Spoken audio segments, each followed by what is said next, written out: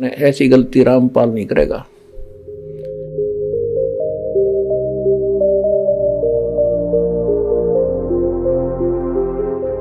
आपकी किस्मत, तो इस लिखी हुई किस्मत में जो लिखा है पाप या पुण्य, पुण्य को तो कौन कटावे, पाप पे कटाया करे।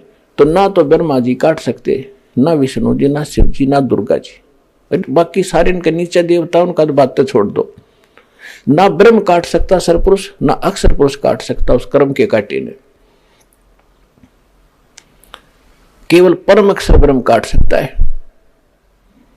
तो उसकी शरण में आने के बाद फिर आपके जो भक्ति रूपी सफर में पाप कर्म रूपी काटे होंगे वो ऐसे साफ करेगा। कैसे और किसके करेगा? जब आपके हृदय में ओनली कबीर इज गॉड ये रह जाएगा कि कबीर इज गॉड, कहते नहीं, आत्मा मानेगी सब प्रमाण देख के, और फिर सुख देगा आपको, फिर गवाही देगी आत्मा। कहां? भगवान तो यही है।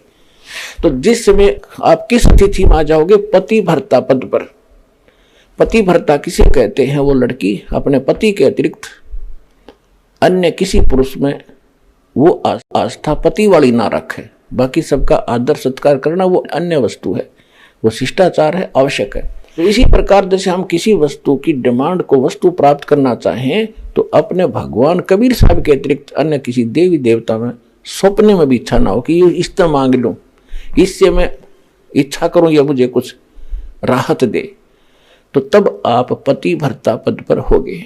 तो उसके विषय में बताया परमात्मा गरीबदास साहिब ने कि पति भर्ता जमी पर जो जो धर है पाओ, समर्थ झाड़ू देत है ना काटा लग जावे। कहते हो समर्थ वो परम अक्षर ब्रह्म कबीर साहब आपके जीवन रूपी सफर में आगे आगे चलेगा झाड़ू लेकर कि मेरे बच्चे के, मेरी प्यारी आत्मा के काटा ना लग जा, यानी इसको कोई पाप दुखी ना करते। तो पुण्यात्मा काटा निकालते हैं ना, तब भी पीड़ा होती है थोड़ी सी, पर वह एक बार होती है। तो अभी आप जो इतने काटे आपने पैराम लगा रखे असंख्य युग के, अरे वे धीरे धीरे निकलेंगे। यानी पाप आपको सुख करने के लिए थोड़ा बहुत कोई कष्ट भी हो रहा है तो नो सोच ले भगवान काटा काट रहा है। कहते हैं संत शरण में आने से आई टोले बला, जय मस्तिष्क में सूली हो व काटे में टल जा।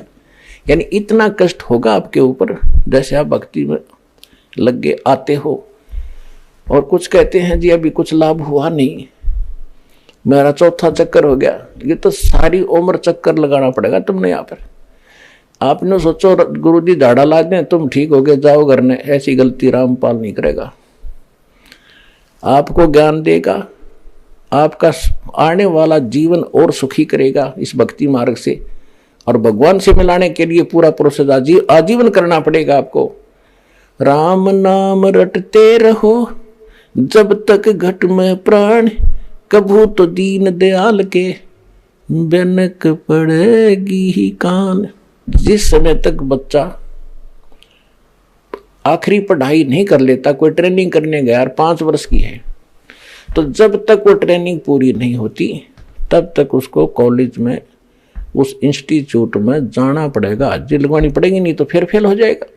तो आपको इनों का में 5 मार आ गया जी, गणा कोई विशेष लाभ तो नहीं हुआ है। तो ये धीरे धीरे होगा।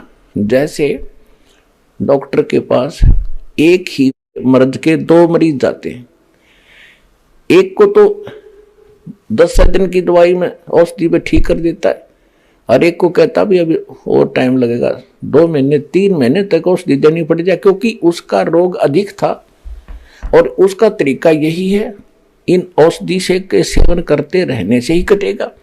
तो ठीक इसी प्रकार समझ लेना, जिनके थोड़े पाप कर्म हैं वो जल्दी सुलझ जाते हैं, जिनके ज्यादा दुखी है कोई ना, परमात्मा तो समर्थ है, उनको भी खत्म करके छोड़ देगा, लेकिन उसमें समय लगेगा।